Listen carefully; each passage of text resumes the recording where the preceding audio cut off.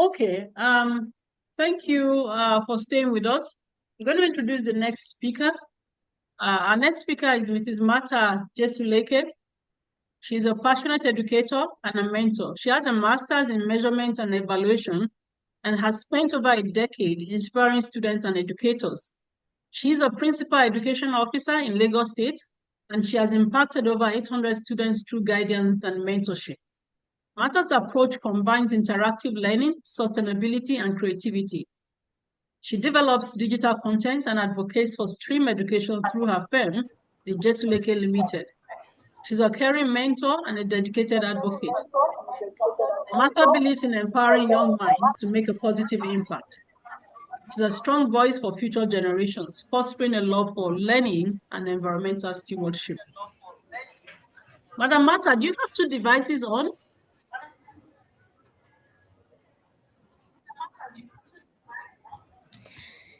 Yes, ma.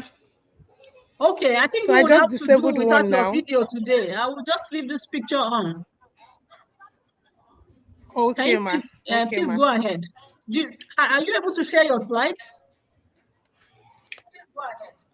Okay, ma. I made you Okay, ma. co-host, Good but your evening, second device everyone. is echoing. I'm trying to do that now. I can't. I guess because this is also being shared. Okay, yeah, so I'll stop sharing. Okay, so let me just log out on this, ma. I made you co-host. Okay, so I've done that. All right, ma. All right, ma. Good evening, everyone. Good evening. Are you sharing your screen?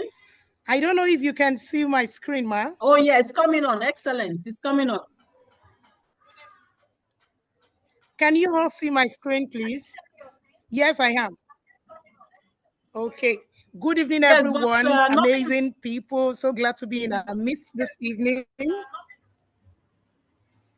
So glad to be in our midst this evening. Please let me know at any time if you can hear me so that I can always change my location. I've been battling with network for a while now. Can you hear me, please? We can hear you. Yes, you can. We Just can go see your ahead. screen. Ma, I don't know if you can hear me, ma. We can hear you, and I can see your screen. Okay. All right. Right. So thank you so much, Mrs. Komolafe Bimbo, for this privilege. And I'm indeed grateful. Thank you so much for believing in us. All right. All right. Thank you very much, ma. So good evening, everyone, once again. Without wasting our time this evening, I'll be speaking to us on reach your full potential, essential study habits or study tips for academic success. And as introduced, my name is Martha Jesuleke, also known as a resilient educator, Jesuleke. So let's move to, so the question is, why do we need to be successful in life? As young ones, as students, we all go through examination because that is what takes us to the next phase of our journey, our academic journey in life. And this man displayed on the screen here, his name is Henry Fisher. He's an American businessman and a philanthropist, and he was the one that invented examination in the late 19th century. So why is exam important? It's a formal test or ability in a particular subject or to obtain a qualification. So let's progress. The next thing I would like to talk to us about is how then do we reach our full potential? And so this leads us to setting smart goals. Setting smart goals. So what majority of us, we've at a point in time always aspire to be this, to be that, and then in line, we need to know today that it's not just about setting goals, but our goals has to be specific. It has to be measurable. It has to be achievable. Also, it has to be relevant and time bound. So we're going to be seeing some examples of goals, and I want us to use the chat box to identify from what I will be displaying on the screen which of it is a SMART goal. We've said our goals must be specific, it must be measurable, it must be achievable, it must be relevant, and also it must have time, it must have time bound. So let's look at what is displayed on the screen. As much as possible, I would want this class as interactive, but I don't know if anyone can unmute. You can raise your hand and then you'll be allowed to speak, because I would want this class to be very interactive. So I want someone to read out what we have on the screen. We have 2 goals on the screen, and I would want someone to read it out, please. Anyone? Because I'm sharing my screen, I can't see Allow them to the speak, so virtual hand I'm raise allowing button. them. All right, ma. All right, ma. All right, ma. So anyone? All right. Good evening, ma. Good evening, sir. Thank you so much. Tell us your name and then go straight to reading what we have on the screen. Okay, my name is Kabiru Yahaya, and Oh, good. begin the reading. By Thank May you so 20, much for joining. thank you, ma. By May 2025, I will achieve a minimum of 80% in biology, chemistry, and physics in the WAEC exams.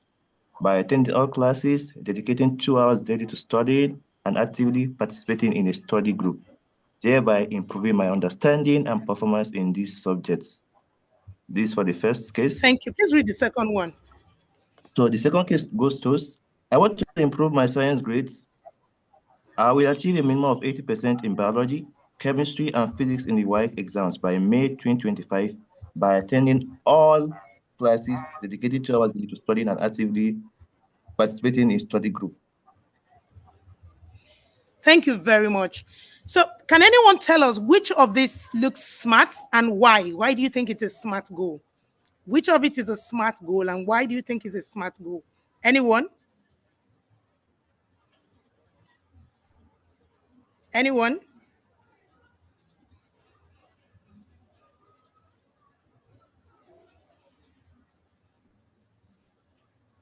Do we have anyone who wants to speak?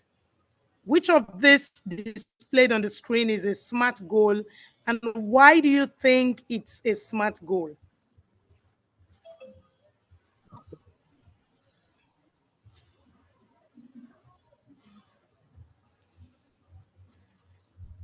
Do we have anyone speaking? Yeah, we go for the second one. The second one, we go to the second. You said? I believe the second one is more realistic. It has a smart model implemented. Okay, so why do you think so? Well, I Second believe one that, is... I okay, couldn't hear that, please. all right. You were speaking, so I had to stop. So I think the second one is more inclined towards the smart model because Okay. he started with what he wants as the end goal, which is he wants to improve his science grades. Then he comes about with the strategies that he's going to do in completing such a goal. Okay, okay. Thank you for your thoughts. I would want someone else to also speak. You have chosen the second one as a SMART goal. Do we have any other person having a contrary opinion? Anyone?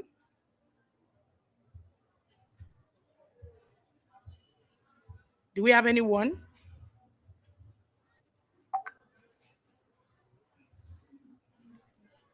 All right. So, Okay. So hello. without wasting our time, Okay. Thank you so much for your submission. Somebody is Unfortunately, about I to can't talk. access the chat box.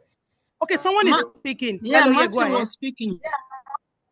All Go right. ahead, please. Good. All right. Good evening, everyone. My name is Martin, and I also would agree with the previous person because the second one talks about literally stating your goal. So once you state your goal, you then follow up by how you plan on achieving that goal. So basically, I would stay for the second one. The second one is what I would pick. I don't know if that makes Okay. sense. So yes, thank you. Oh, thank you very much. There is no wrong or right answer. However, if we look at the first one critically, the first one is a definition of a SMART goal, and I will tell you why. So let's go to the second one that you've chosen. The second one is a casual goal. I mean, I want to improve my science grades.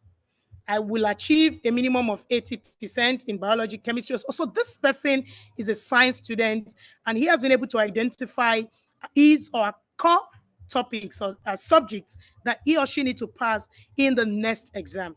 And of course, he has stated that it's a West African Senior Certificate examination. However, the goal is casual. Why do I say it's casual? It lacks a measurable, what's it called? Outcome. Look at the first one. He said, by May 2025, I will achieve. But the second one says, I want to improve. You know, there is a power in you setting out a goal and be specific. The first one says he will achieve. The second one says he wants to improve. Do you now understand why we said the first one is more smarter than the second one? The both of them are measurable by saying 80% in biology, chemistry, and physics. However, the first one is more specific. You know, it's a smart goal. It involves, it shows the intentionality of this particular person as regards planning for the next exam. Let's move forward. So, having said that, we need to set time for study such that it will maximize our productivity with a study schedule. I don't know how many of us have ever come to a point whereby we study and it's as if we keep reading a particular passage over and over again. I don't know anyone, kindly use the chat box. I can always read comments from the chat box. Has anyone ever come across a situation whereby you keep reading and then you read over and over again and you're not getting it? You might read a passage 5 times and it still doesn't make any sense to you. Oh, thank you. Thank you. I'm saying yes, ma. Yes. Oh, Nami be that. Thank you, Kabiru. Thank you, Clark's love. All right, so let's move forward. What do we need to do to make it a difference in the way we study? The first one, we need to allocate, we need to prioritize our task. How do I mean? Most of us stays with our parents, stays with our guardian. We need to do home chores. We need to attend to some religious activities. We need to have fun. We need to do other activities that are also very important. But do you prioritize? Do you do your task according to priority? And how do you prioritize your task? By identifying most challenging top subjects or topics. Many of us, when we are preparing for exams, we tend to start with the ones that are simpler. It works for people, some people, it doesn't work for some. Then, how many hours do we give to the topics or the subjects that are most interesting? As a biology instructor, there are some topics that naturally, when I teach, I know students find it difficult to understand it. An example is meiosis and mitosis, you know, cell division. And then you begin to see that at the end of the day, if you're not careful with the way you plan your teaching, the students, you might end up talking and they will not grab anything. So what do you need to do as a student in that particular subject, whether it's your chemistry, is your government, is your accounting, whatever subject you are having issues with, you need to identify the ones that are most challenging. And when you are prioritizing, you need to spend more time on those particular subjects so that you will end up at the end of the day spreading your time equally. Okay, so Ma, it's not actually hard, but it's confusing. Oh, I get that. I can relate with what you're going through. After prioritizing your tasks, what do you need to do next? You need to allocate time. Remember, I said all those challenging subjects, topics, don't only stay with the simpler ones because you already know that all these subjects are subjects that will need you to move to the next level. And so you don't want to joke with them because you don't want to fail. And so you need to allocate time for each of these difficult subjects. And how do I mean? Set specific study time for each subject. Do you even have a timetable? Many of us have timetables. Are they working? Are your timetables workable? Do you strictly follow it? After allocating time, you need to allot more time, as I said earlier, for those challenging subjects. Consider your energy level and focus. What does that mean? You know, once you know that all those simpler subjects are the ones that interest you, then you begin to be intentional. Be intentional about all those difficult subjects and go for it with a mindset that is a positive growth mindset. That know you this subject, I need to break it down.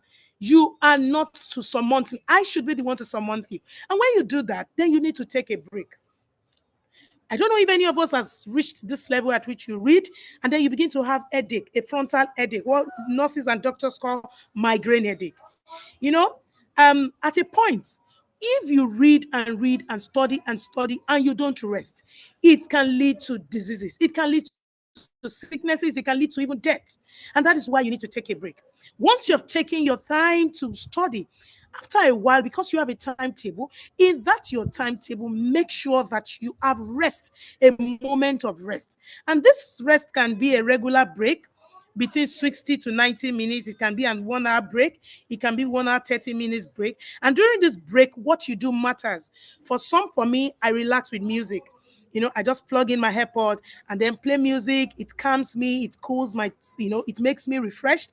For some people, it's just to go out, stroll. For some, it's just to sleep. They just want to shut down. So study yourself and know what works best for you and do it during that moment you're taking a break. Make sure it's not something that is brain tasking. I don't know. Can you still hear me, please?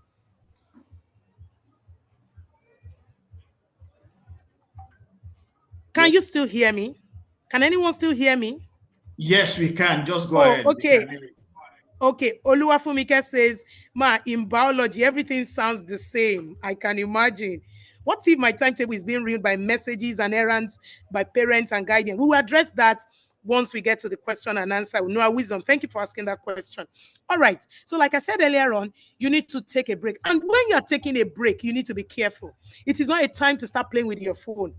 It is not a time to start, doing some physical activities. You want to take a break. It is not a moment to start doing activities that are stressful. Avoid screens during break. You need to be just be sincere and be disciplined. I was telling some of my students recently, I said, once I want to study, whether Instagram pop-ups are coming up or Facebook pop-ups, I just have to be disciplined to, scroll. I'll just slide them off because I don't want to be distracted. Let's move on.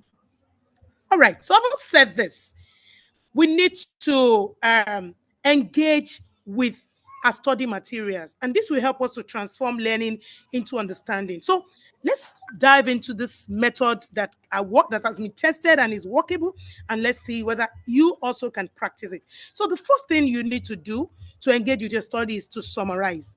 We have a whole lot of topics. I can imagine a secondary school girl or boy, or a junior secondary school boy, even an undergraduate student that has to cover 10 courses, 11 subjects, as the case may be, and you're expected to know everything and also download everything during the exam when you are being asked. So what do you need to do in this scenario? One, you need to summarize. How do you summarize? You need to distill complex informations into concise notes. Those days when I was in school, I had a jotter. And that jotter, whatever I listened to my teacher speaks about, which most times are not always what was written in the note, I jot them down. Whatever it is I've researched online, I jot them. So I have like key points, bullet points. Of course, because I attended the class, I can develop those points as time goes on. So you need to have what is called um, a summary of your notes. Number two, you need to self-test. Some of us will say we are testing ourselves. Thank God for era of past questions and answers. We even have online past questions and answers now that you can easily have access to. How dutiful, how faithful are you to using that? In the process of you giving yourself a question, then you quickly go and check the answer. Then that's in your mind. You already know what the answer will be. You're not helping yourself. When you give yourself quizzes, you need not to look for the answers. You need to try as much as possible to time yourself as if you're in the exam situation and take those quizzes. At the end of the day, be sincere and enough to know what you have scored, and then you keep improving on yourself. Then you need to identify areas where you need more practices. Different students have different subjects that gives them issue. To some it's mathematics, to some is English, to some is even civic education, to some is even introduction to GST. All these courses that people feel it's a walkover. In some cases it's a difficult subject to some, and that's why we have different different approaches and individualities, and we need to recognize that. Number three, after you have self-test, you need to elaborate. How do I mean? Connect new informations to prior knowledge. Now you've been able to use internet, you've been able to use some textbooks, you've been able to share ideas, gain ideas from friends. You need to jot those ideas down. Those things you've gotten online, you need to now connect them to what you've been given in class. It's a case whereby, you have some teachers. I want to use an undergraduate as a scenario now. For those in the undergraduate classes, you believe that some lecturers won't even come to class. And at the end of the day, you're expected to pass the exams. So what do you do in that scenario? He has given you the course material.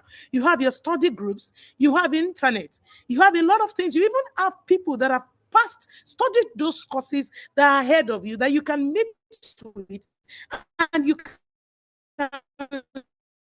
learn from. So you need to create concept maps or flashcards. Flashcards are small pieces of paper. You can cut out cardboard, convert into concepts of flashcards will become simpler for you as time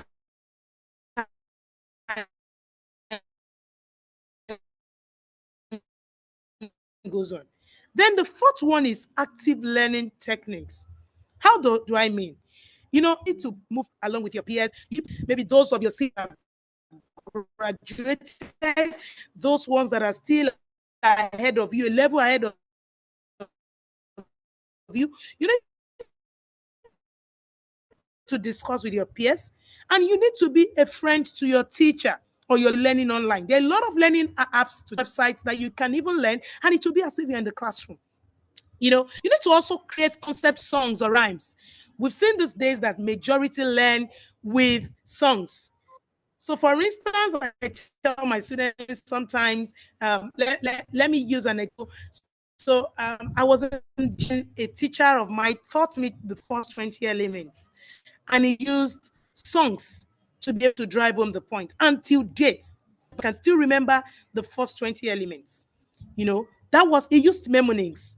You can use rhymes of songs that, I don't know if anyone can still hear me. I just want to be sure you can hear me. We can Can hear anyone you. Yes, we can hear you. Loud and clear. Can anyone hear me, please? Yes, we can hear you. Please, if you can hear me, let me know. Madam So that I'll be Martha, sure we I'm can not hear speaking you. to You are not myself. hearing us. We can hear you. You're loud and clear. Hello, we can hear you. All right. Yeah, thank you very much. Thank you, ma'am. All right. So what am I saying in essence?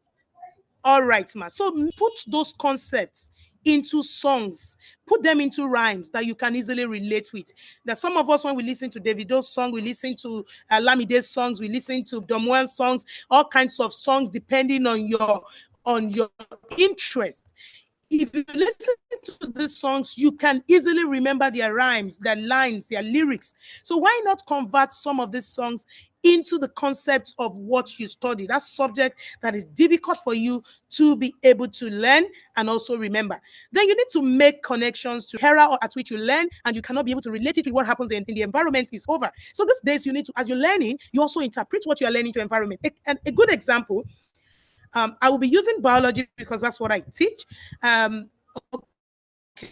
so you want a student to tell you, maybe you are teaching germination as a subject, as a topic in biology. And then you just come to class, you blow the grammar. At the end of the day, if you want students to relate better, you need to tell them to go and plant or even plant with them. That is what is called hands-on learning. I understand learning, bringing it to reality. But even if your teacher doesn't do that, you don't have to wait for your teacher to check videos online, watch those videos, and practicalize all these things you've been learning, either in physics, either in maths, either in chemistry, either in anything you've learned and you are finding it. All right. So, having said that, you need to read with purpose. It's not just about reading. Because you don't want to be a mediocre, you need to start as from now on. If you've not been reading with a purpose, you need to read with a purpose. And this is the way you can unlock the power of active reading. And how do you go about this? One, you need to underline. Underline those key terms, highlight them, underline them with your pen or pencil. If you have an highlighter, highlight those key terms in your notes, in your textbook. Emphasize important concepts and ideas. So, for instance, in your subject, in a particular subject or a topic that you have been taught in the class, and you feel that, oh, this is strange. In physics, there's what we call Archimedes principles, you know. And when you see all these things that you feel you can easily forget, underline them. Go ahead to read more about them. And then this would help you to be able to relate well with your concept or idea. All right, I can see Alade Jebi said he's in GS3. Yeah, so for instance, you were taught civic education, you were taught Yoruba, you were taught English, you were taught mathematics, whichever subject, or basic science, whichever subject you were taught, learn to underline those key things that are in the concept or ideas that you feel you can easily forget, or the English that you don't understand and you would want to go back to after class to study. Then the next one is annotate. What do I mean by that? Write notes and comments in margins. You know, your notebooks has margin. That part you rule that you are usually not asked to always write in. Try, and it's your notes, your jotter.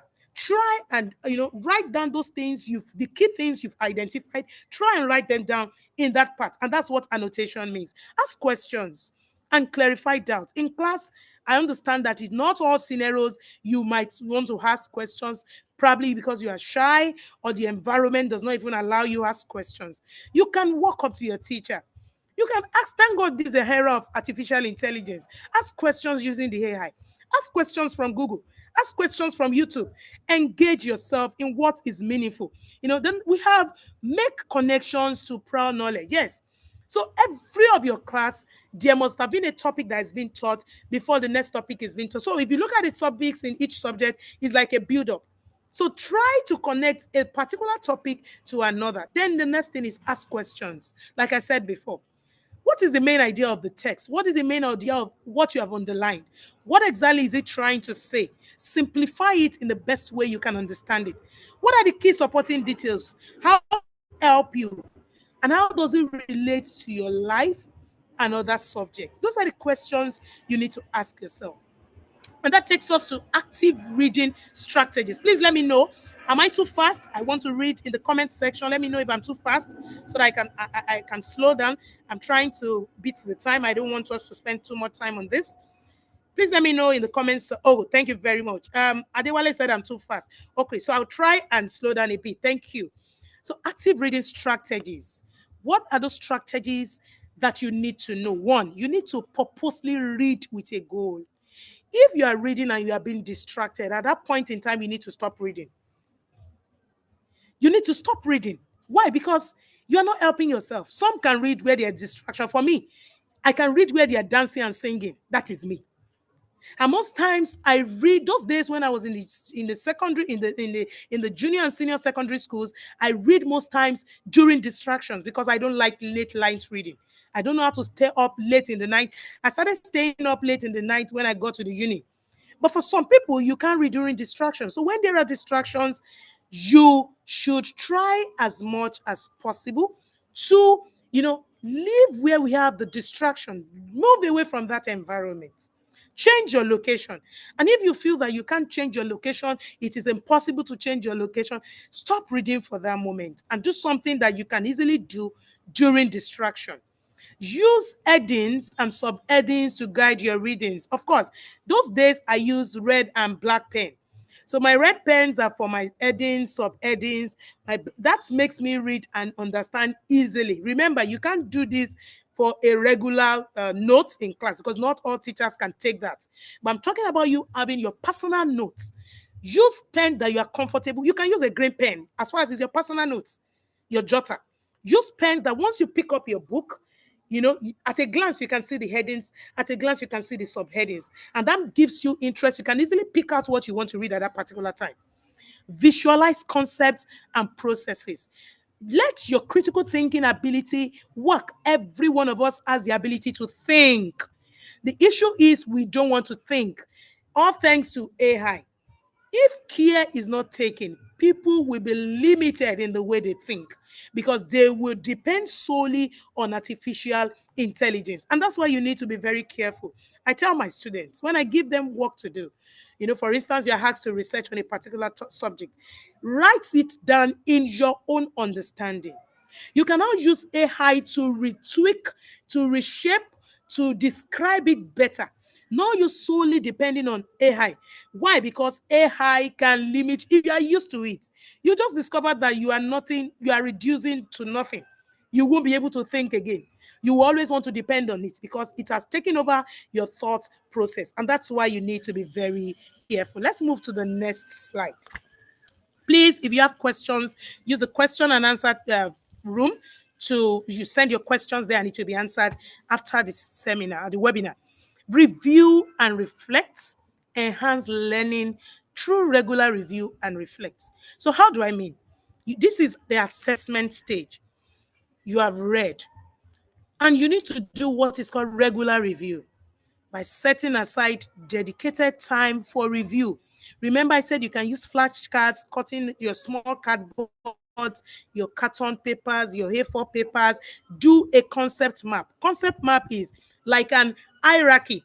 Father, you have mother. Then you have children, the way you have an hierarchy. So put those concepts in hierarchy. It will help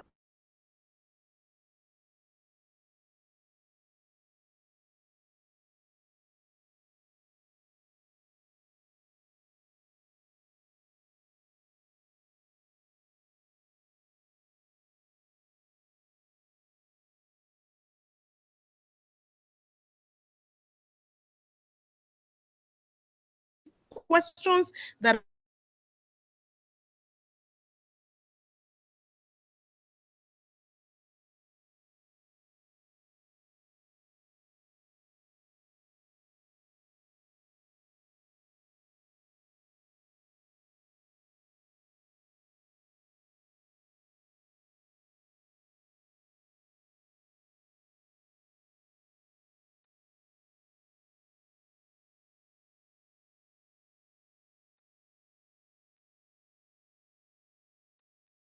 Yes, I think we've lost her, so let's just wait a network.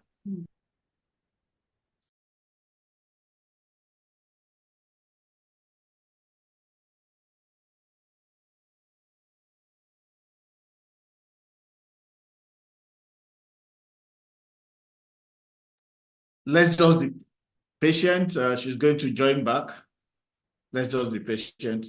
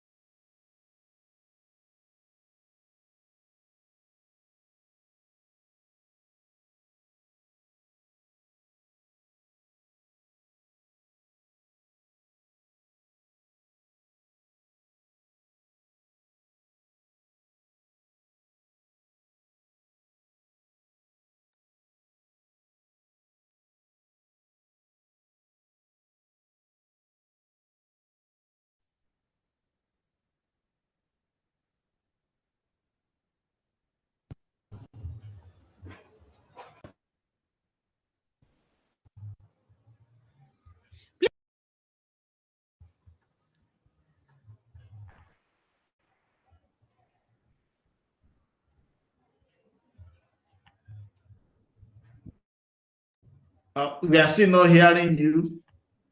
Yeah, let me know if you can hear me, please. Now we can hear you now.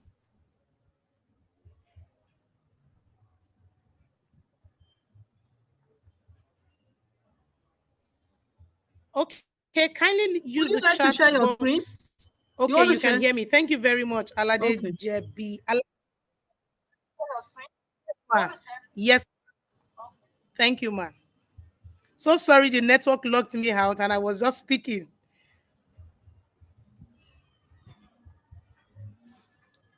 Okay, so let me reshare the screen. Okay, so can you all see my screen? Yes, but coming up. Thank you very much, Mabel. Thank you so much. All right, thank you. So I don't know where you lost me. At what point did I got locked out? I think we should just continue I because think I was speaking on. we have 15 more Okay, so minutes. Yeah, just all right. continue. Thank you, ma. Thank you, ma. Thank you, ma. Okay, thank you so much, ma. All right, ma. Okay, so as I was talking about reflection techniques, you need to ask yourself questions about the materials that you are using. You need to use the use of journals too. You know, there are educational journals that it's already made, and there are ones that you can also create for yourself. Write down your thoughts and insights. You know, then the next one is self-assessment. You need to evaluate your own understanding and performance. Haven't given yourself quizzes, you need to ask yourself, how did you perform? You know, it's in that then you can now know whether you need to adjust your strategies. And how do you adjust your strategies?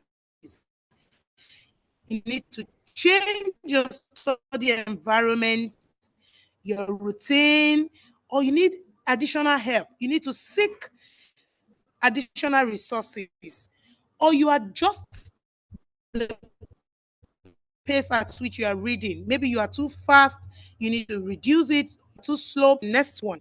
How do you visualize your learning? One, the use of diagrams.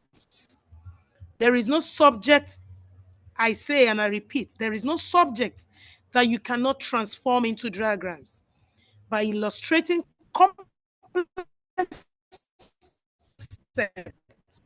and their shapes. You know, the users going, connecting, forming like a square, whatever shape you want it. Then you need to have labels. You need to have highlight key terms and definition. I've said this before, so I won't be spending time on it. Then there's can use colors, different colors, and what's best for you. For some people, when they make use of colors, it helps them to, you know, want to read. So what works best for you. Use the mind map colors that you can easily relate with. Start with a general idea before you start diversifying into branches of ideas. Then I said it earlier, you need to use flashcards. Yes, use flashcards for words and meaning. So for instance, you have a word, biology. At the back of the flashcard, you can put the meaning. So when you look at it, you read the meaning of analyze it, and then you turn to the next side of the flashcards, and then you read out the meanings. We move to the next slide. So look at this image in front of you displayed on your screen. Like I said earlier on, after reading, you need to sleep. You need to take a rest. And this time around, the minimum time you can use is 7 hours. Many of us don't sleep. We spend 4 or 5 hours. Medically, we've been advised to sleep 7 to 9 hours a day so that we can refresh. You can see the image of that person sitting, and there's a speech bubble showing books, you know, activities he need to do. Though it shows he's sleeping, but he knows that he has set a time for himself, that once he wakes up, those are the activities he wants to engage himself in. Ensure you adequate rest. Recover so that you can recover from all the stress. You need to support physical and mental health. Thank God for those of you, I'm speaking to Gen Zs, you now have wristwatches that helps you to be able to measure your steps, to be able to calculate, do exercise and calculate it. So do things that can help your physical and mental establish a bedtime routine. Avoid screen when you are sleeping. I will repeat that over and over again. You are sleeping. This is not a time to be watching movie. That is not sleep. When you are sleeping, you are completely shut down other activities. Then you need to create a sleep conducive environment. I understand that for those of you in the hostels, you might not really have a conducive environment because you are squatting or you have a lot of people in the room. Some of you that stays with your guardians, you might not have access to that comfort that in front or in your space. Make sure it is conducive to some extent, and then you can use that, you can utilize that. Then you have the sleep tips. One, stick to a consistent sleep schedule. You know, if you have that, what does that mean? Have a specific time, duration you want to sleep. For instance, maybe 5 p.m. in the evening. You need to communicate this with respect to your parents or guardian. If they see that you do your task as at when due, when you want to sleep, they can't disturb you from sleeping. So you need to have a consistent sleep schedule. Avoid caffeine. I will repeat, avoid caffeine. Caffeines are your Nescafe, they are your Lipton, or they are all these things that people take to make them not sleep. Cola nuts, bitter, those things, when you are supposed to sleep and you take them, it will keep degenerating. It won't give an adverse effect in a day, but it will do. Oh, Rotimi says caffeine is my best friend. You need to avoid it. Why? Because if, for instance, you take caffeine just to avoid sleep, or coffee, or whatever it is that you take to avoid you from sleeping, a time is coming you might completely shut down. God forbid. And that is why you need to avoid it. I'm not saying you should not take it, but when you now make it a routine that every day, every morning and night, you take it just so you don't sleep, you need to stop it.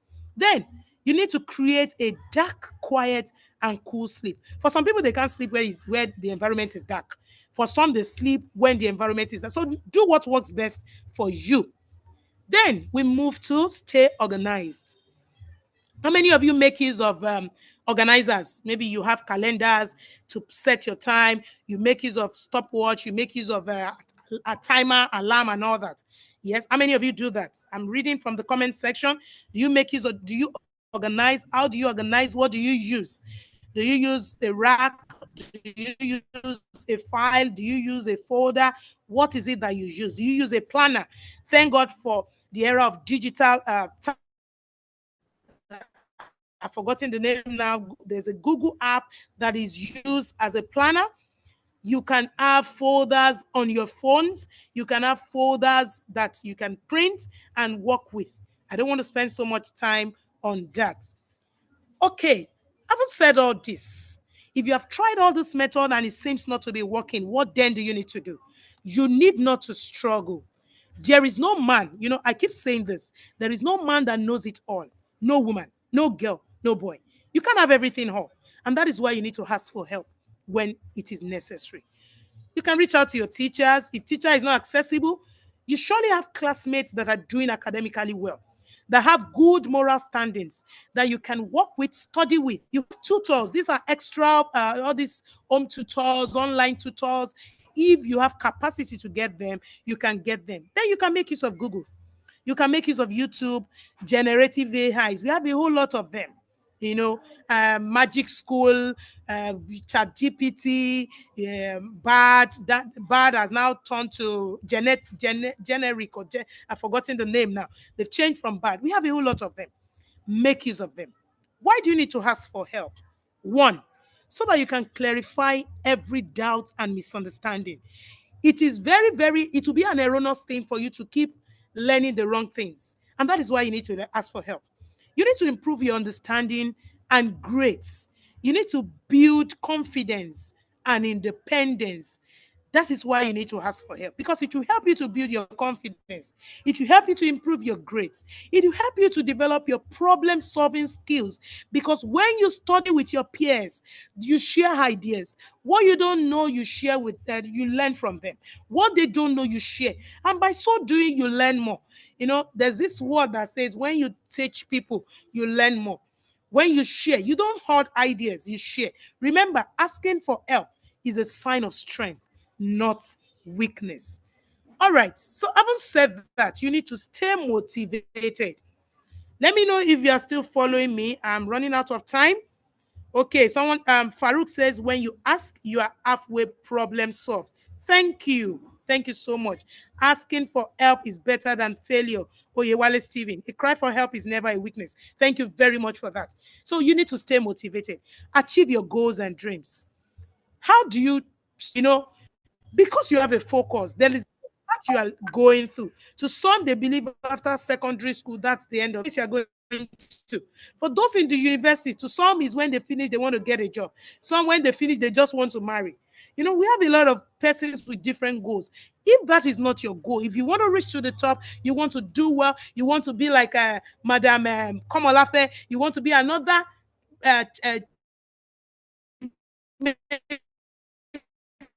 in the nearest future, you need to stay motivated. You need to overcome obstacles and challenges that comes your way at the wrong time. I'm not saying you should not party, but when those partying time is at the time you're supposed to be studying, it's a wrong partying.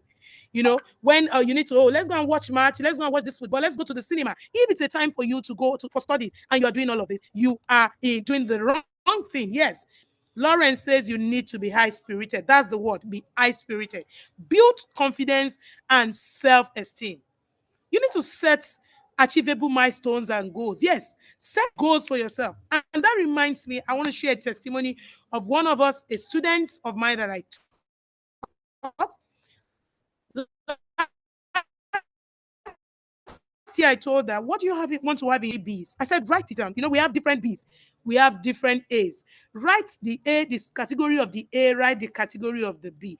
And she said she wanted to have 6 A1s and 3 B2. Believe you me, when the result came out, she got exactly what she wrote. And that's the power of the tongue. That's the power of the mind. And that is why you need to always aim for what is higher. So that if the worst come to the worst, you will move to B from A. If you can't get a B, then you know you want to be on the average C. But don't go lesser than that. And if you can do better, I would even advise you to go for A's and B's.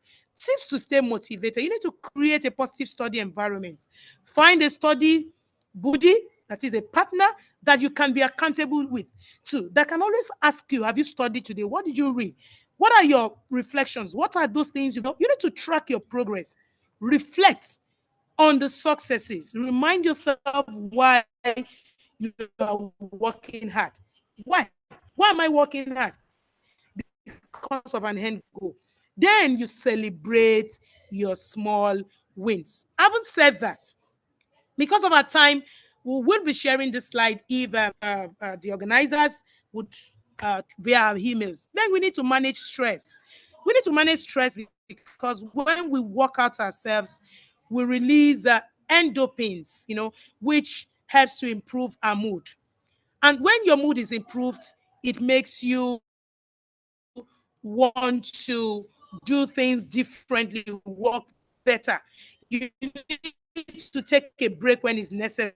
All these things we've said it in the previous discussion. All right, said that. Hence, how are you using it? You need to use it right. You can see the lady in front of you.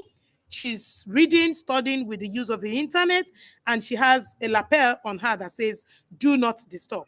You know, you need to stay focused, set boundaries. As technology is an advantage, it can also be a disadvantage. It depends on how you are using it. Are you using the technology wisely? Are you using it and just deceiving yourself when you see your guardian pass or your parents pass? You pretend as if you're reading. You're not doing them, you're doing yourself. Like I tell my students, if you are pretending, if you are living a double standard life, saying, oh, I want them to believe I'm a serious person, the time will tell. Let's forget about results. Time will definitely tell.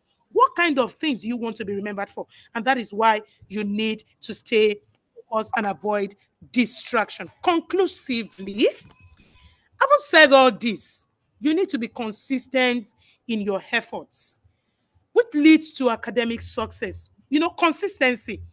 The FCBK has been a consistent platform where we receive, you know, nuggets, financial guides on how to, you know, not to spend wrongly, how to invest right, and all that.